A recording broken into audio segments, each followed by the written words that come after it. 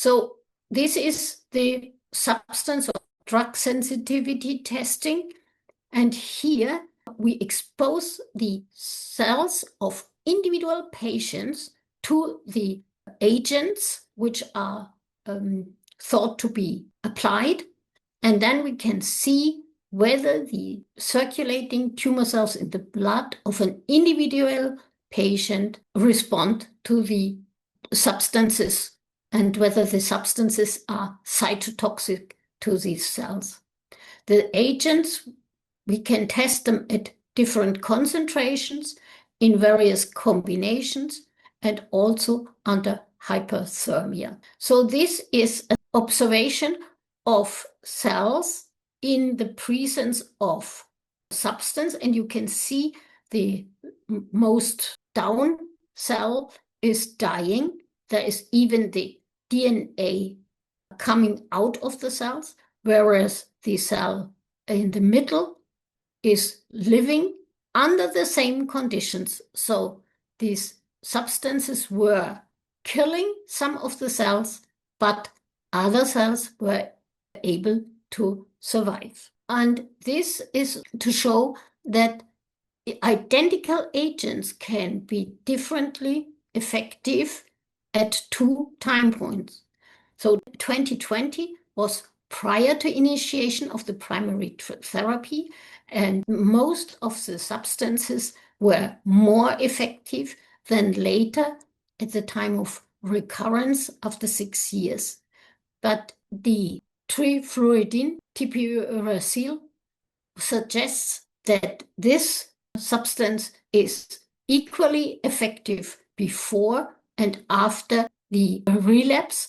So the profile of a tumor is dynamic and can change the sensitivity over the course of disease. Therefore, re-evaluation of sensitivity at the time of recurrence is really important to establish a rational and individualized therapeutic strategy. So when should we look for sensitivity after the initial diagnosis of the primary tumor?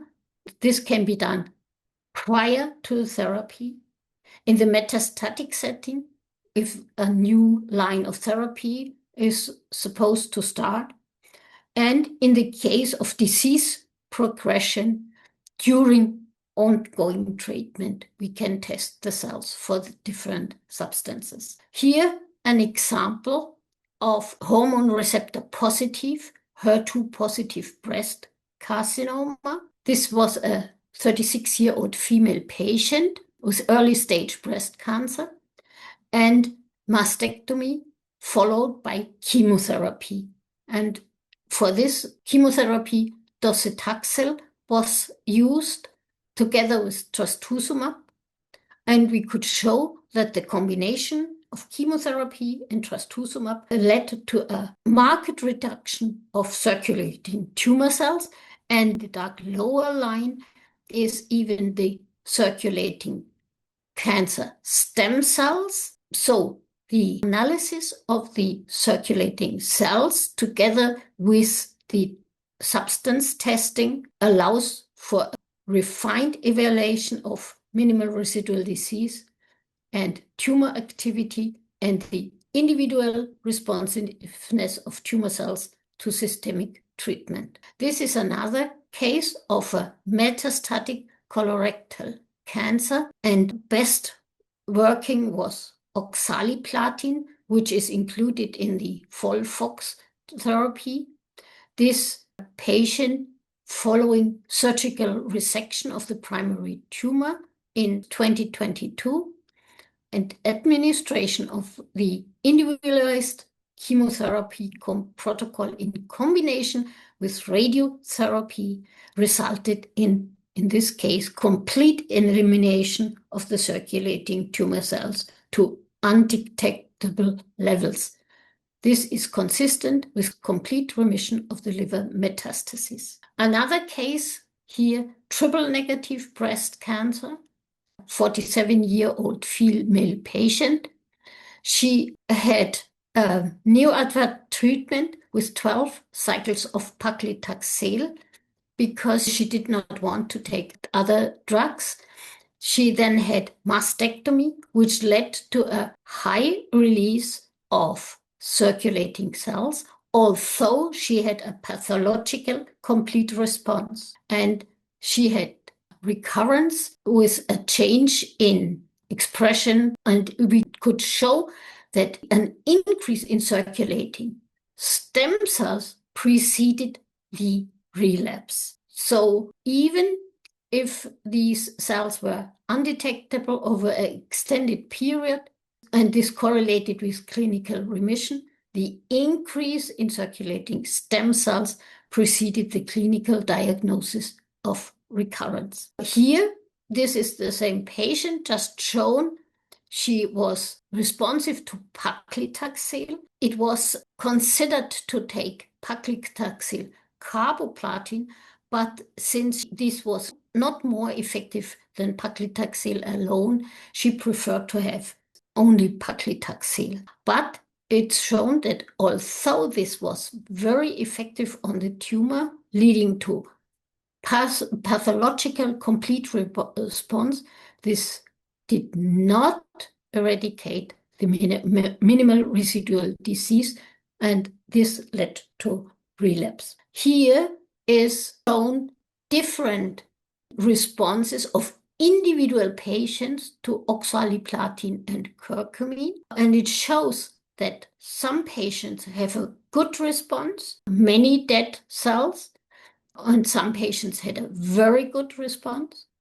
And this was even more pronounced in the testing of curcumin, where most patients and only a low number of patients had no or less response to curcumin. So this is a variability in responses, and this answers also the previous question.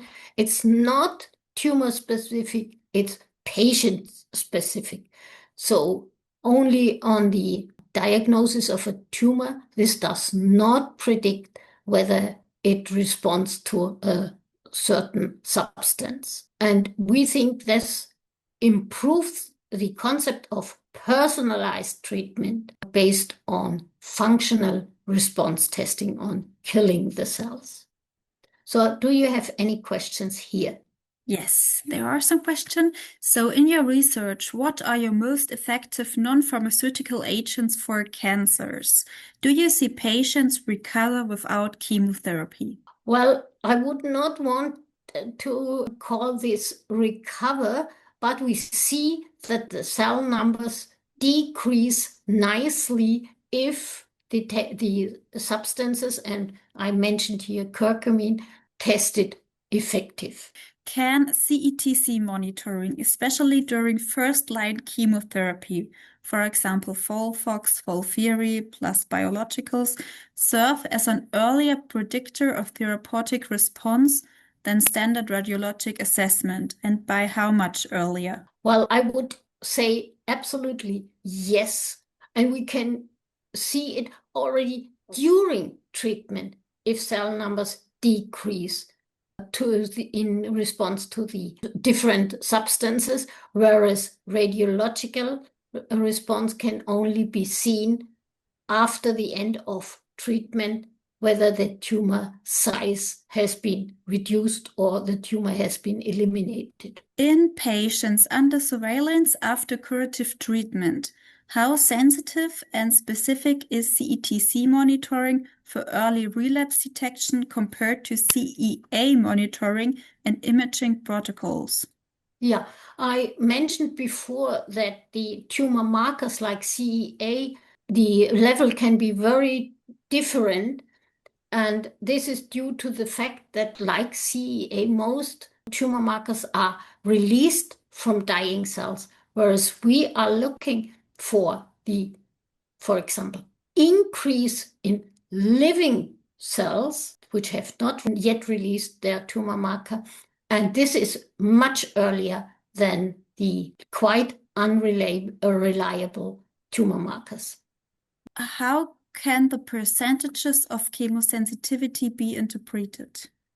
Well, we call everything where the cell killing fraction is below 50% as low or non-effective, and only if the cell killing rate is above 50%, this is effect, and we can even see effects up to 90% if the cells are sensitive to these substances. All right, thank you very much. We can go on.